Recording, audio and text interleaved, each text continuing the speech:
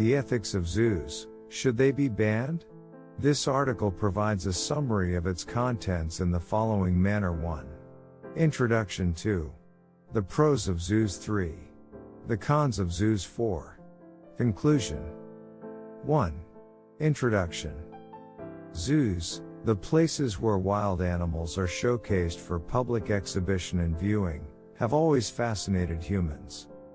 They have been in existence for centuries, originating as a way to present exotic animals from faraway lands.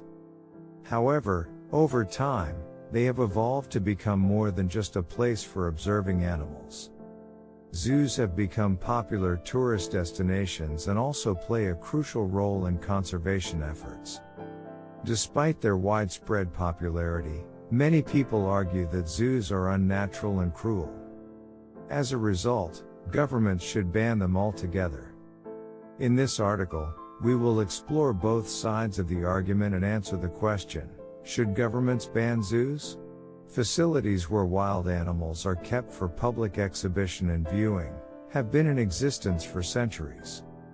Their evolution has transformed them into a popular attraction for people of all ages. While many zoos are dedicated to preserving and conserving endangered species, others focus on entertainment and recreation. There is growing concern about the welfare of animals in captivity and whether zoos should be allowed to exist. In this article, we will examine the arguments for and against zoos and whether governments should ban them. 2. The pros of zoos. Zoos serve several purposes, including education, conservation, research, and recreation. Here are some benefits of zoos. Conservation. Zoos play a crucial role in conservation efforts, particularly for endangered species. Many zoos engage in breeding programs that help increase the population of endangered animals. They also work with conservation organizations to support research and preservation efforts. Education. Zoos offer a unique opportunity for people to learn about wildlife and conservation.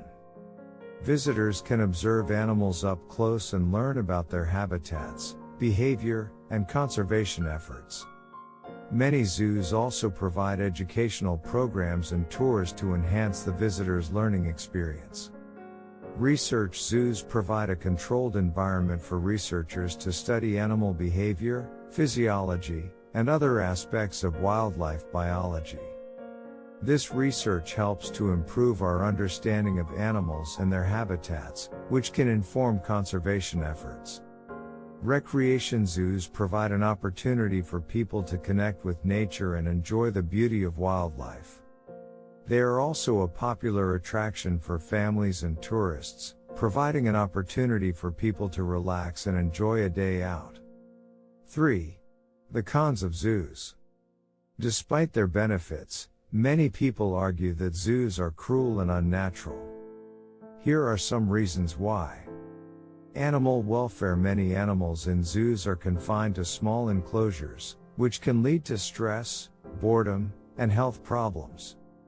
They are also separated from their natural habitats, which can be traumatic and disorienting. Some animals display abnormal behaviors, such as pacing or self-harm, as a result of their captivity. Commercialization. Some zoos prioritize profits over animal welfare, using animals as a means of entertainment and generating revenue. This can lead to neglect, abuse, and exploitation of animals. Conservation. While zoos claim to be focused on conservation efforts, some argue that they are not doing enough to protect endangered species. Some zoos engage in breeding programs that are not genetically diverse, leading to inbreeding and health problems. Ethical concerns. Many people believe that it is unethical to keep animals in captivity for human entertainment. They argue that wild animals should be allowed to live in their natural habitats and that humans should not interfere with their lives. The ongoing debate surrounding the potential prohibition of zoos by governments is one that is characterized by its intricate and multifaceted nature. It is not a simple matter, as zoos provide a plethora of benefits to society and the environment, such as conservation efforts, educational opportunities, research advancements, and entertainment value. However, despite the advantages that zoos offer, there are also significant concerns regarding their impact on animal welfare, commercialization, conservation efforts, and ethical considerations. As such, deciding whether or not to outlaw zoos must be based on a careful and thorough consideration of all these factors, as it is a complex issue that requires an informed and nuanced approach. It is of paramount importance that governments work closely with zoos to ensure that they are operating in a responsible and ethical manner, and that the welfare of animals is being prioritized above all else. Zoos must be held to a high standard and subjected to rigorous regulations and standards to ensure that they meet the needs and requirements of the animals they house.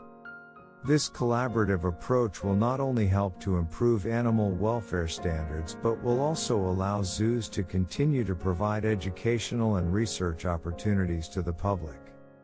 However, it is also important to acknowledge that zoos are not the only means of preserving endangered species.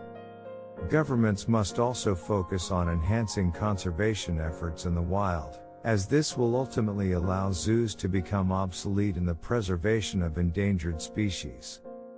By prioritizing conservation efforts in their natural habitats, animals can be allowed to live and thrive in their natural environments, without being subjected to captivity. 4. Conclusion. The issue of whether or not to ban zoos is a complex and multifaceted one that requires a comprehensive understanding of all the factors involved.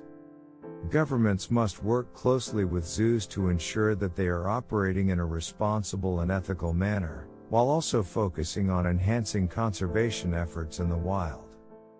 By taking a collaborative and informed approach, we can work towards a future where the welfare of animals is prioritized, and the preservation of endangered species is achieved without the need for zoos. Thanks for watching.